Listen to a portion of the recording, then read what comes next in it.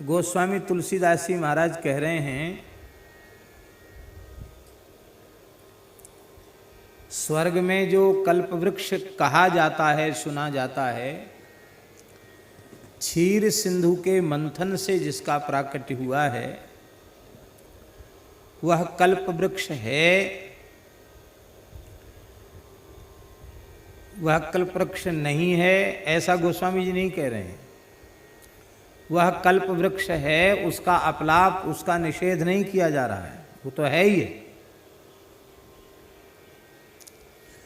और जो पुण्य कर्म करके देवता स्वर्गादि लोकों में जाते हैं उनके मनोरथों की पूर्ति वहां कल्प वृक्ष के द्वारा होती है।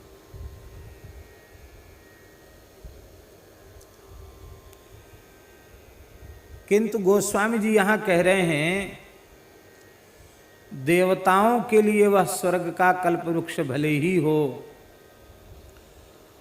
सच्ची बात तो यह है कि इस पूरे विराट ब्रह्मांड में वास्तविक कल्प वृक्ष कहलाने के योग्य श्री राम नाम ही है।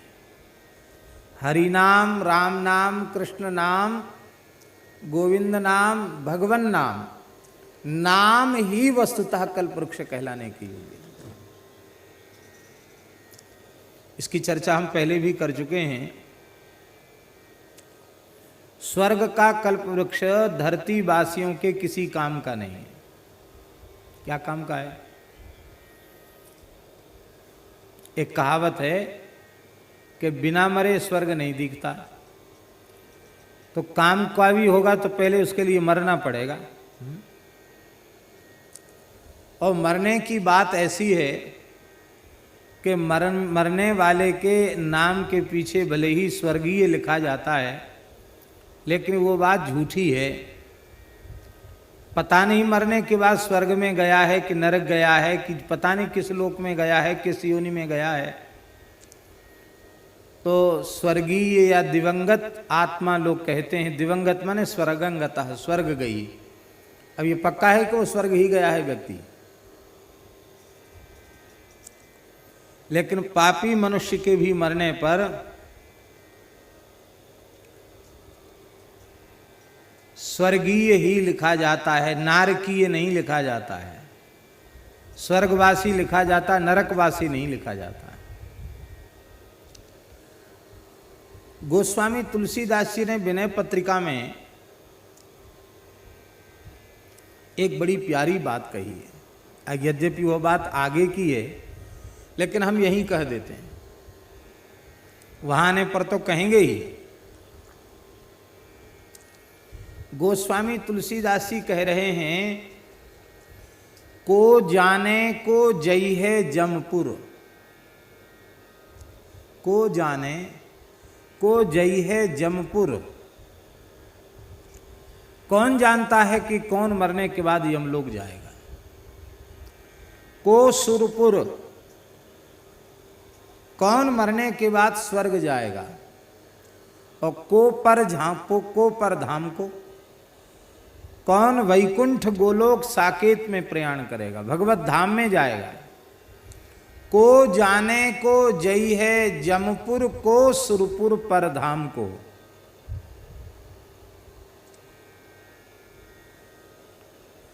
कोई भी पक्का निश्चय तो नहीं कर सकता कि मरने के बाद कौन कहां जाएगा।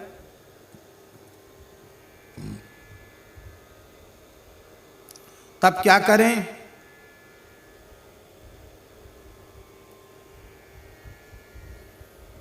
गोस्वामी जी कहते मरने के बाद कहां जाएंगे, हमारा क्या होगा, इसकी चिंता शरणागत भक्त को नहीं करनी चाहिए। स्वर्ग जाएंगे कि नरक जाएंगे कि वैकुंठ जाएंगे, कहां जाएंगे। श्री स्वामी भगवत रसिक जी कहते हैं, स्वर्ग नरक अपवर्ग आस नहीं त्रास है।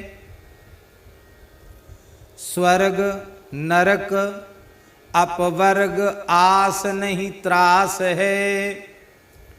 जहाँ राखों तह रहूं मान सुख राशि है। आप जहां रखेंगे वहीं रहेंगे, मन मार के नहीं रहेंगे, प्रसन्नता पूर्वक रहेंगे। जहां राखो तहां रहो, मान सुख राशि है। बस मेरी एक प्रार्थना है, क्या? देहु दया कर दान, न भूलो केली को, भगवत बलित तमाल बिलो कहूं बेली को। दया करके कृपा करके यह दान हमें दे दीजिए कि आपके नित्य विहार का, आपकी नित्य लीला का कभी विस्मरण न हो।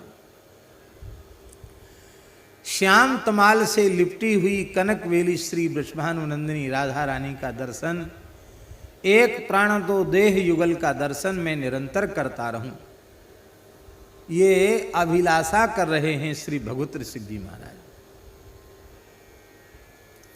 इसलिए चिंता मत करो कि मरने के बाद क्या होगा, कहाँ जाओगे। को जाने को जई है जमपुर को, सुरपुर पर धाम को। अब करना क्या चाहिए? बड़ी प्यारी बात, तुलसी मोहि भलो लागत, जग जीवन राम गुलाम को। तुलसीदास जी कहते हमें तो यही बात भली लगती है, अच्छी लगती है कि हम जब तक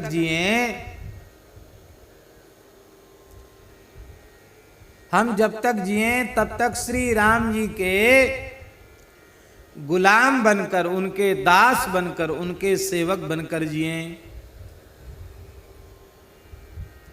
बस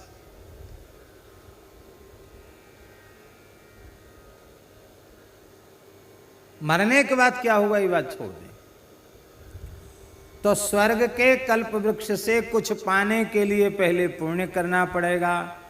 केवल पुण्य से भी नहीं होगा, मरना पड़ेगा। मरने के बाद स्वर्ग में जाना होगा। स्वर्ग में भी सब देवताओं को सुविधा नहीं है कल्प वृक्ष की, विशिष्ट देवताओं को ही उसकी सुविधा प्राप्त है।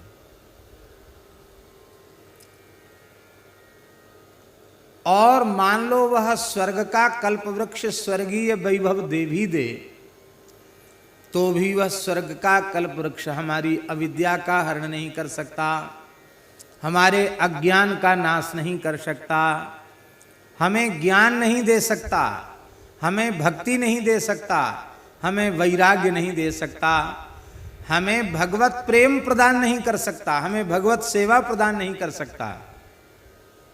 वह केवल और केवल स्वर्ग के भोग ही हमें उपलब्ध करा सकता है।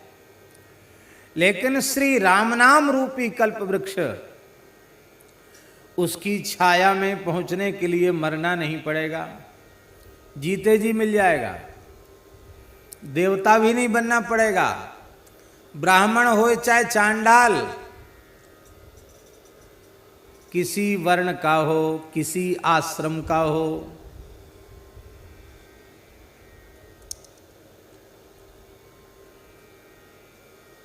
किरात हूणांध्र पुलिंद पुलकसा, आभीर कंका यवना खसादया, ये च पापा यदुपाश्रयाश्रया, शुद्ध्यन्ति तस्मै प्रभ विष्णवे नमः।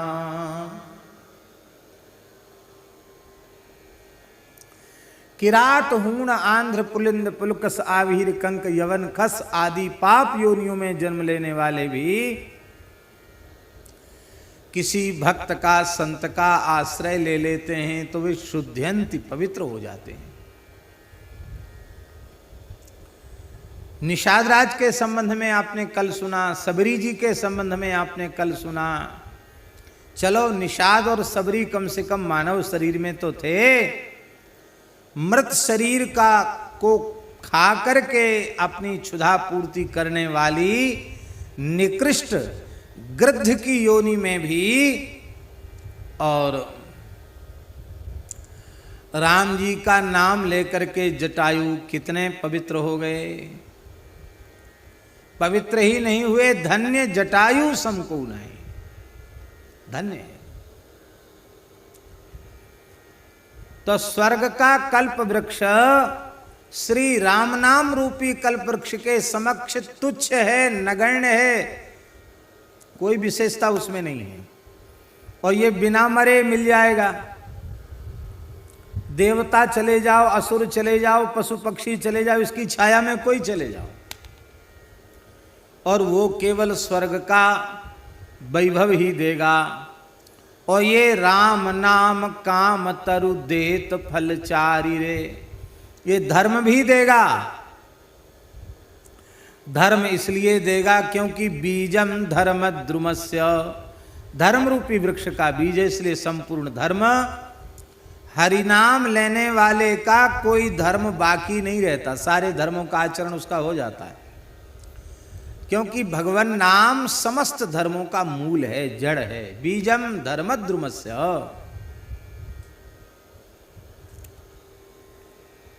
हरिनाम का आश्रय लेने वाले का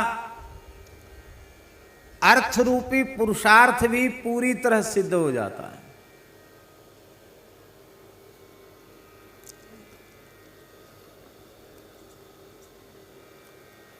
धन में 15 प्रकार के अनर्थ हैं, एते पंचदशा अनर्था, 15 प्रकार के अनर्थ हैं धन में। 15 प्रकार के अनर्थ हैं धर्म में, अर्थ में। भगवान आदि शंकराचार्य कह रहे हैं, अर्थम अनर्थम भावय नित्यम नास्ति ततः सुखले सत्यम, पुत्रादपि धन भाजाम भीति ही सर्वत्रैषा विहिता नीति। एते पंचदशा अनर्था, 15 प्रकार के अनर्थ अर्थ में है। इसलिए सुखदेव जी महाराज का वचन है, तस्मात् तस्मादर्थमनर्थाख्यम श्रेयोर्थी दूरतस्त्यजेत।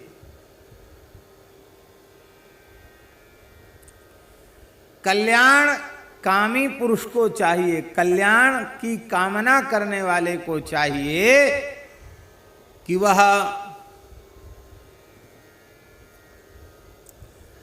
अनर्थ जिसका परिणाम है, ऐसे अर्थ की लालसा को दूर से ही त्याग दे।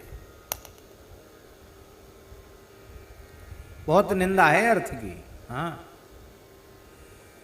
महाभारत में तो भगवान व्यास ने यहां तक कह दिया है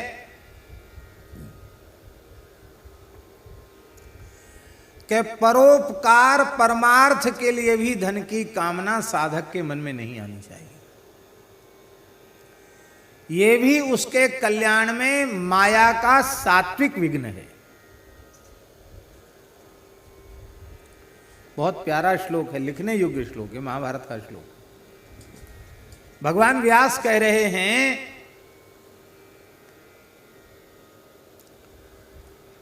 धर्मार्थम यस्य वित्तेहा वरम तस्य निरीहता।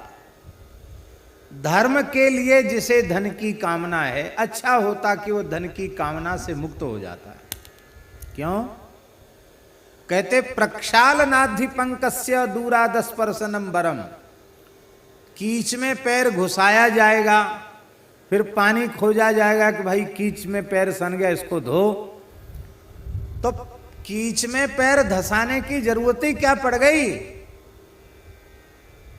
आप थोड़ा चक्कर काट के चले जाओ, कीच से अपने पांव को बचा के निकल जाओ। धन की वासना कीच में पैर घुसाने के जैसी है। इसलिए भगवत ऋषि जी महाराज ने कहा, पैसा पापी साधु को परसी लगावे पाप, परसी लगावे पाप ज्ञान वैराग्य बिगारे। काम क्रोध मद लोभ मोह मत्सर श्रृंगारे। सब द्रोहिन ते बड़ो संत द्रोही नहीं ऐसा। भगवत रसिक अनन्य भूल जन परसो पैसा। संत वाणियों में खूब अर्थ की तरफ से मन हटाने के लिए इस प्रकार के वाक्य महापुरुषों ने कहे हैं। लेकिन अब हम एक प्रश्न कर रहे हैं आपसे कि भगवान ने जो गीता में भक्तों की कोटियां बताई हैं,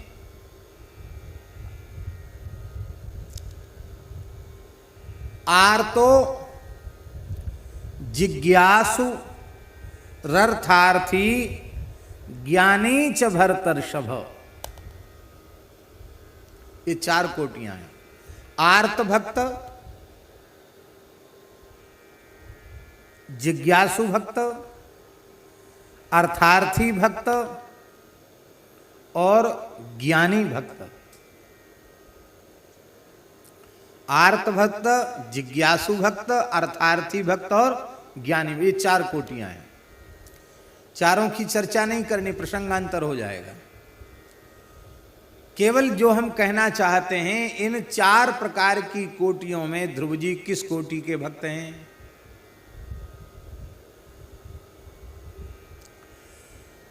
ध्रुव जी को अर्थार्थी भक्त माना गया।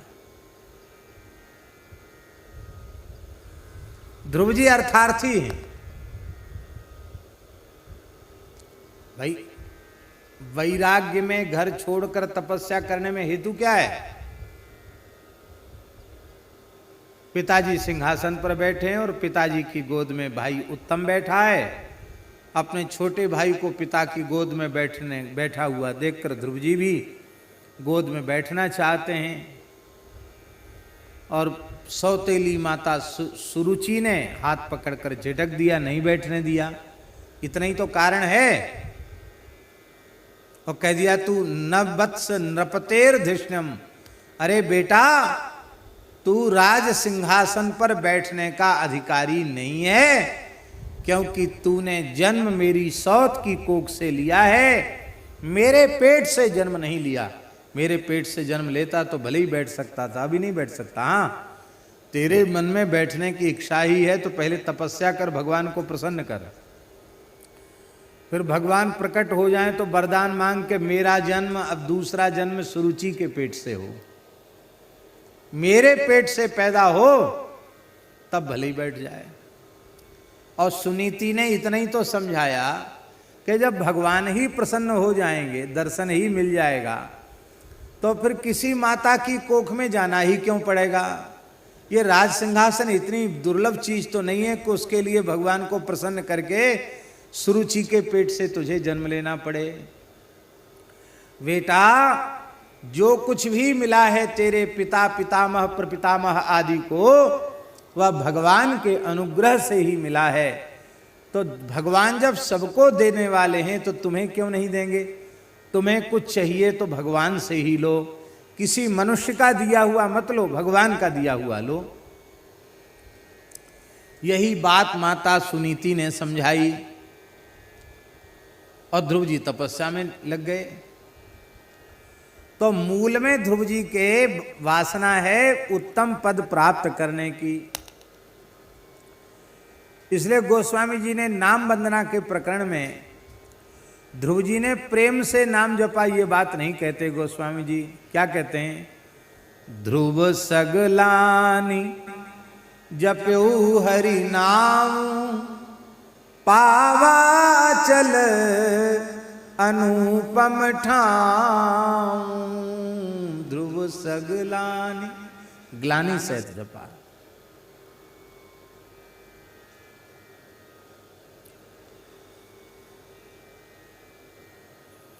ध्रुव जी अर्थार्थी भक्त हैं, कुल मिला के कहने की बात इतनी सी।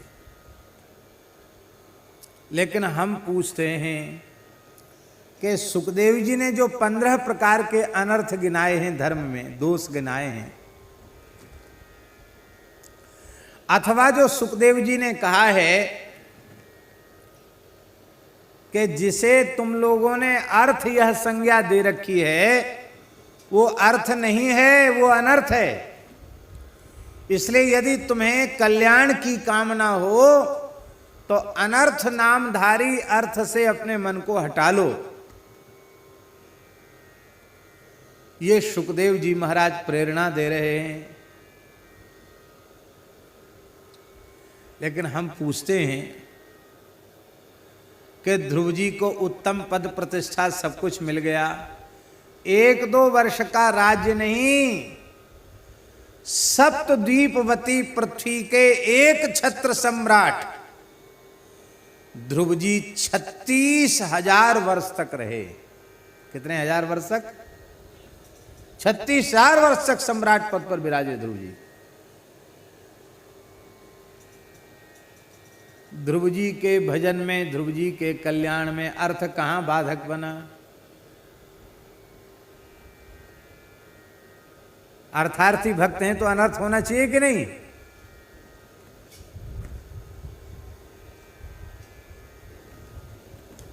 ध्रुव जी को जो अर्थ प्राप्ति हुई, पद प्रतिष्ठा ईश्वर की प्राप्ति हुई, ये सब अर्थ है, उससे ध्रुव जी का कोई भी अनिष्ट नहीं हुआ।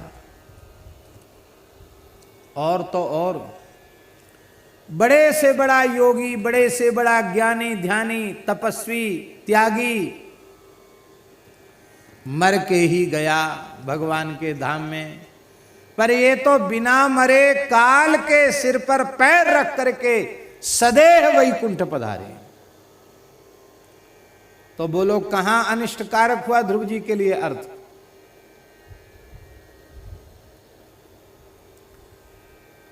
इसका आशय समझना पड़ेगा। आपके पुरुषार्थ से जिस धर्म का संग्रह आपने किया है, हो सकता है वह धर्म भी तुम्हें संस्कृति के चक्र में डालने वाला सिद्ध हो जाए, क्योंकि कामना युक्त होकर किया जाएगा तो उसका फल तो भोगना पड़ेगा। तुम्हारे पुरुषार्थ और प्रारब्ध से प्राप्त अर्थ तुम्हें अनर्थ की ओर ले जाएगा। 15-15 प्रकार के दोष तुम्हारे जीवन में आ जाएंगे। तुम्हारे प्रारब्ध और पुरुषार्थ से प्राप्त काम रूपी पुरुषार्थ यदि वह धर्म से अनियंत्रित हो गया तो काम, क्रोध, मद, लोभ सब नाथ नरक के पंथ, आपको काम नरक ले जाएगा।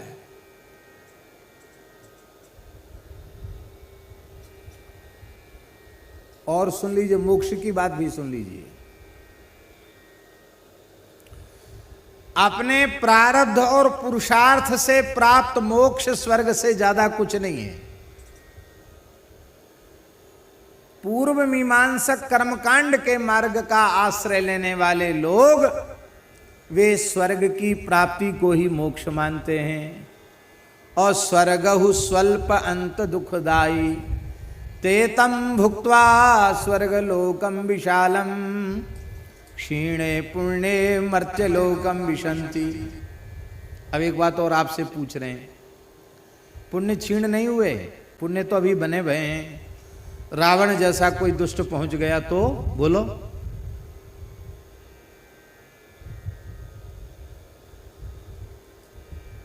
देवन तके मेरुगिरी खोहा, रावण चिल्लाता हुआ दौड़ा तो देवता भगे स्वर्ग से, मेरु मंदराचल की गुफाओं में जाके छुप गए, घुस गए। पुण्य रहे आए तुम्हारे पास, रावण जैसा कोई पहुंच जाएगा तो स्वर्ग छोड़ के भागना पड़ेगा। लेकिन न तद भासयते सूर्यो न शशांको न पावकः यद गत्वा न निवर्तन्ते तद्धाम परमं मम। भगवान का वह नित्य धाम जहां पहुंचकर जीव लौटकर इस संसार में नहीं आता है, वह जो मोक्ष है वो तुम्हारे प्रारब्ध और पुरुषार्थ से मिलने वाला नहीं है। अब ध्यान दें, वो कैसे मिलेगा? बोले श्री राम नाम रूपी कल्प वृक्ष की छाया में आप पहुंच जाएं, श्री राम नाम रूपी कल्प वृक्ष की छाया में पहुंच जाएं। आप कुछ नहीं जानते, आपसे कुछ नहीं बनता, आपसे कुछ नहीं होता है,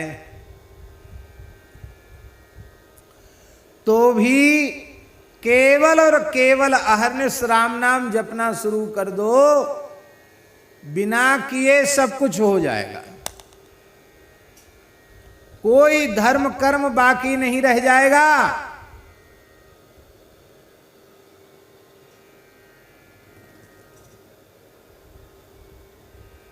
अरे हम ऐसे नहीं कह रहे हैं अपने मन से। अहो बतस्वपचोतो गरियान यज्जिह्वाग्रे वर्तते नाम तुभ्यम ते पुहु तपः। सारी तपस्या हो गई, राम नाम का जप कर लिया तो कोई तपस्या बाकी नहीं। जुहुबुहु, सारे यज्ञों में आहुति हो गई, सब यज्ञ कर दिए उसने, सैकड़ों हजारों बार कर दिए। सस्नुहु, धरती के सारे तीर्थों में स्नान हो गया। हमसे कोई पूछेगा आपका कौन सा वेद है, तो हम फट से बता देंगे अमुक वेद है, अमुक शाखा है, बता देंगे हम, क्योंकि हमने गुरुजनों के चरणों बैठ के पढ़ा है। लेकिन अब दूसरी बात, हमसे कोई पूछे आपको अपनी शाखा का पूरा वेद कंठस्थ है? नहीं है कंठस्थ। अच्छा चलो कंठस्थ नहीं है, आपने विधि पूर्वक पूरे यजुर्वेद का, शुक्ल यजुर्वेद का पारायण किया है? नहीं किया हमने। तो केवल एक संहिता ही तो वेद की हुई, और जिसने अहरनस राम नाम का आश्रय ले लिया उसके चारों वेदों का पारायण हो गया। ब्रह्मान ऊचुहु, चारों वेदों का पाठ हो गया उसके द्वारा। किसके द्वारा? बोले नाम गृणन्ति ये ते, जो आपके नामों का कीर्तन करते हैं, कोई कर्म धर्म उसका बाकी रहा ही नहीं, क्योंकि बीजम धर्मद्रुमस्य।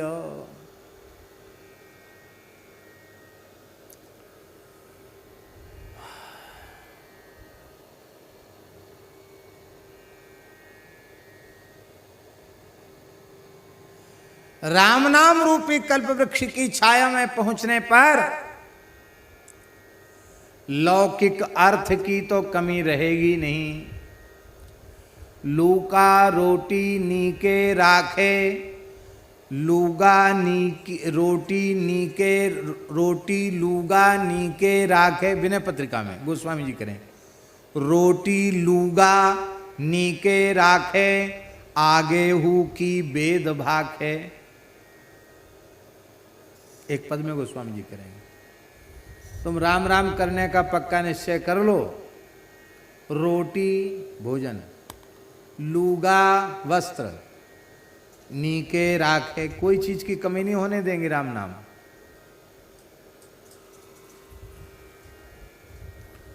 बड़े बड़े भीषण महामारी, बड़े बड़े अकाल आए, कीर्तन करने वालों पर कभी अकाल पड़ा? चाहे जैसी परिस्थिति, उनको तो ठाकुर जी दे ही देते हैं। किसी वस्तु का अभाव नहीं रह जाएगा। अन्न वस्त्र की कमी नहीं रहेगी, और आगे हु की वेद भाग है, आगे ठाकुर जी की जिम्मेवारी है। तो लौकिक अर्थ का भी संकल्प नहीं करना पड़ेगा, उसकी पूर्ति तो होगी ही। सच्चा अर्थ क्या है? बोले न नाक पृष्ठम न च पारमेष्ठ्यम न सार्वभौमम न रसाधिपत्यम न योग सिद्धिर पुनर्भवम वा समंजसत्वा विरहय्य कांक्षे।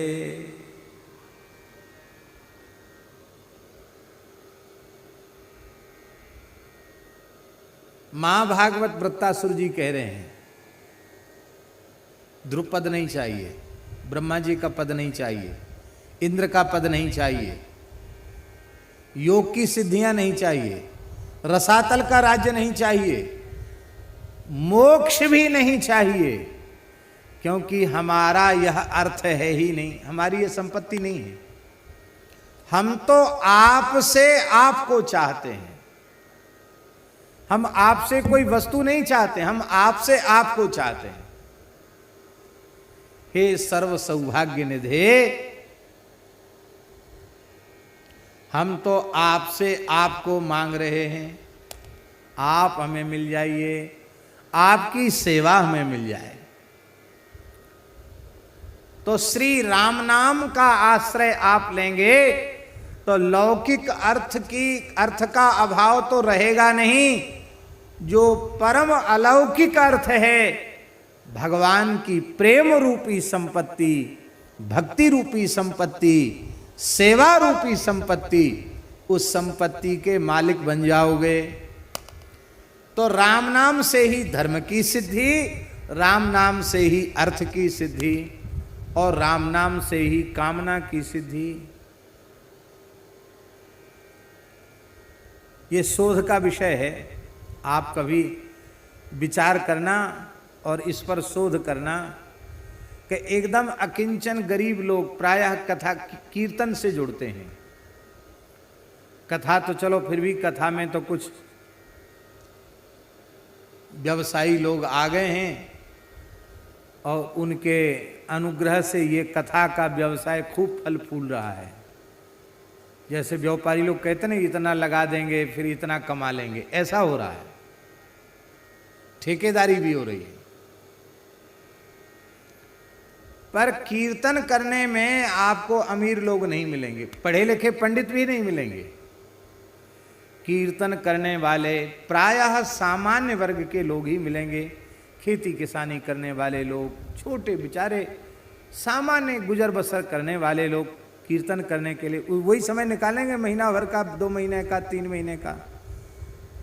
और तो किसी पर फुर्सत कहाँ है कीर्तन के नाम पर। और सबसे सस्ते वही हैं पूरी दुनिया में, कीर्तन वालों से सस्ता और कोई दूसरा नहीं, सबसे सस्ते हैं। अब तो कीर्तन में भी लोग तय करके जाते हैं, लेकिन वैसे देखा जाए तो कीर्तन बहुत सस्ता है।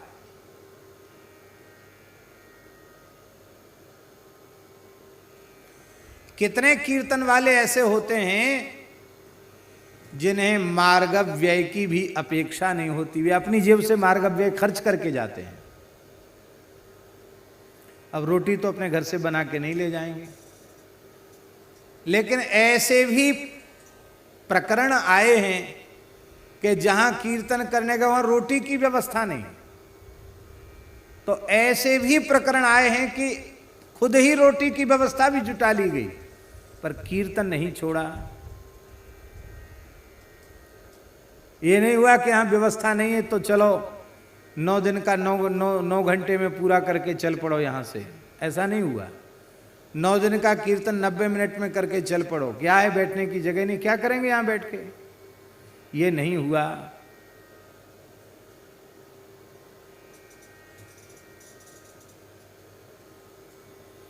कहीं की घटना है, सत्य घटना है महाराज जी। किसी बहुत बड़े महानुभाव ने कुछ तय कर रखा था कि इतना देना पड़ेगा कथा का, उसमें से तीसरे दिन आधा भुगतान कर देना पड़ेगा, खाते में डाल देना पड़ेगा आधा, और फिर कथा समाप्ति के 1 दिन पहले पूरा कर देना पड़ेगा, तब कथा समाप्ति होगी। और जो कमेटी वाले थे उन्होंने तीसरे दिन शर्त पूरी नहीं की, तो वे महानुभाव बीच से कथा छोड़कर चले गए। लाखों का पंडाल था, हजारों की भीड़ थी, बीच छोड़ के चले गए। लेकिन आप बताओ कोई कीर्तन वाला बीच में कीर्तन छोड़ के चला गया हो? क्योंकि कुंती माता कह रही हैं डंके की चोट पर, जन्मैश्वर्य श्रुतश्री भी एधमान मदप्पमान नैवारहत्य विधातुम वै त्वाम किंचन गोचरम। हे श्याम सुंदर, हे श्री कृष्ण, हे प्राण जीवन धन, जन्म के कारण जो अहंकारी हो चुके हैं कि हम बहुत ऊंचे खानदान में पैदा हुए हैं, मान बढ़ाई पद प्रतिष्ठा के अहंकार में जो भरे हुए हैं, हम बहुत बड़े शास्त्रों के पंडित हैं, बहुत कलाओं के, बहुत विद्याओं के ज्ञाता हैं, ये अहंकार जिनमें है, ऐसे लोगों की जिह्वा पर आपका पवित्र नाम कभी नहीं आ सकता है, क्योंकि आप अकिंचन गोचर हैं। पहले बता दिया कि कीर्तन कैसे लोग करेंगे। इन अहंकारों से बचकर कीर्तन किया जा सकता है, कीर्तन नहीं होगा। चलो मान लिया हमने, और दिखाई भी यही पड़ता कीर्तन वाले ऐसे ही होते हैं। लेकिन अब एक प्रश्न और हम कर रहे हैं कि ये शोध का विषय है, आप शोध करना, देखना कि जो आरंभ से किसी सत्पुरुष का आश्रय लेकर कीर्तन में लगे हैं, भले ही वे सामान्य से सामान्य व्यक्ति हैं, संसार की कौन सी ऐसी वस्तु है जिसका अभाव उनको भोगना पड़ा हो। उनके बड़े से बड़े संसार के व्यवहार के जटिल काम नाम महाराज की कृपा से ऐसे हो जाते हैं कि उनको पता ही नहीं चल पाता।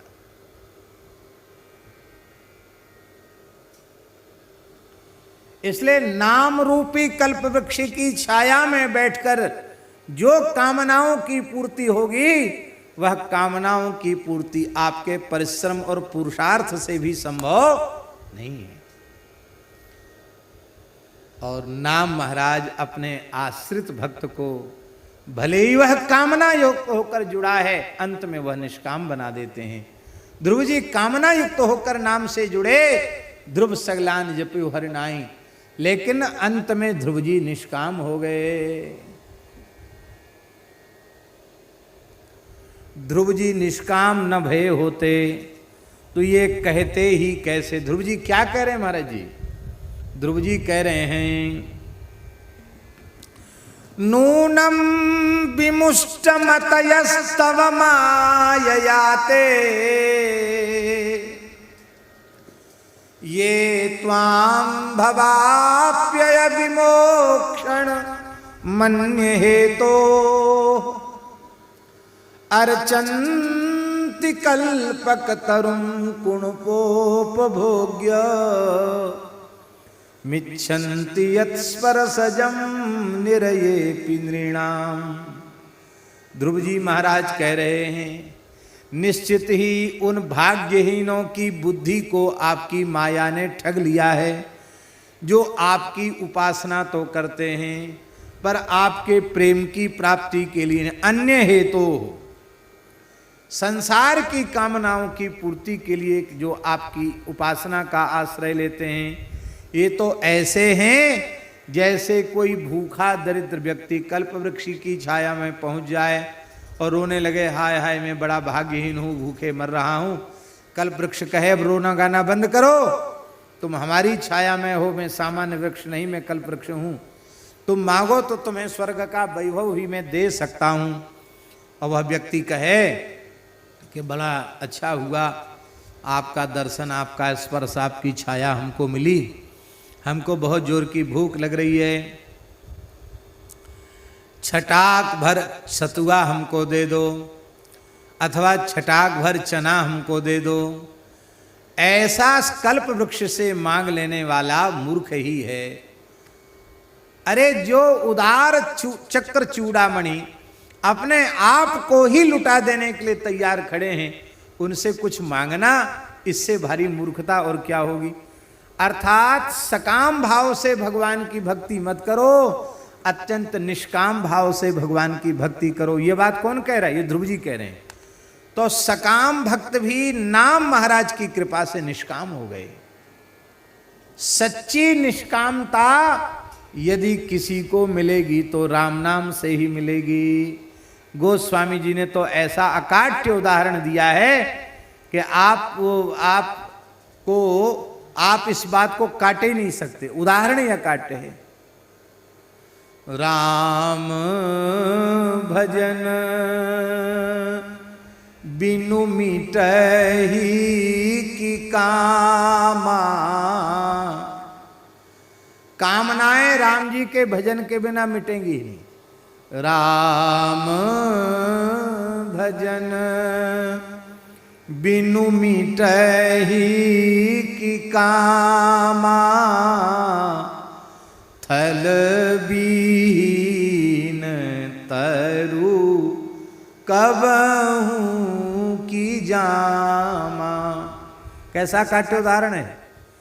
बिना थल के, बिना भूमि के, बिना मिट्टी के वृक्ष नहीं उगाया जा सकता है, ऐसे ही बिना भजन के कामनाओं का नाश नहीं होगा। और मोक्ष, अब चौथा पुरुषार्थ है मोक्ष। नाम जापक के लिए सबसे सस्ती हल्की चीज यदि कोई है तो वो मोक्ष ही है। क्यों? क्योंकि सकृदुच्चारितम येन हरिरित्यक्षरद्वयम बद्धः परिकरस्तेन मोक्षाय गमनम प्रति। एक बार हरि शब्द का उच्चारण कर लिया है, मानो उसने मोक्ष के लिए अपनी कमर कस ली। नामाश्रयी मरने के बाद मुक्त नहीं, जीते जी मुक्त हो जाता है। और आपको लिखना चाहिए ऐसे लोगों के नाम जो कीर्तन करते करते सहज भाव से भगवत धाम चले गए। अन्य साधन करने वालों की वैसी गति नहीं होती जैसी गति नाम जापकों की होती है, नाम कीर्तन करने वालों की होती है। अभी कल चर्चा चल रही थी, नीलमणि जी चर्चा कर रहे थे, दमोह वाले श्रद्धेय श्री दादाजी, उनके भगवत धाम प्रयाण ने ये दिखा दिया नाम जापकों को कि नाम का आश्रय लेने वाले कैसे डंके की चोट मृत्यु को भी महोत्सव बनाकर लाडली लाल की सेवा में पहुंचते हैं। ये उन्होंने अपने जीवन से अंतिम जो महाप्रयाण है उससे ये करके दिखा दिया। इसलिए राम नाम काम तरु देत फल चारि रे,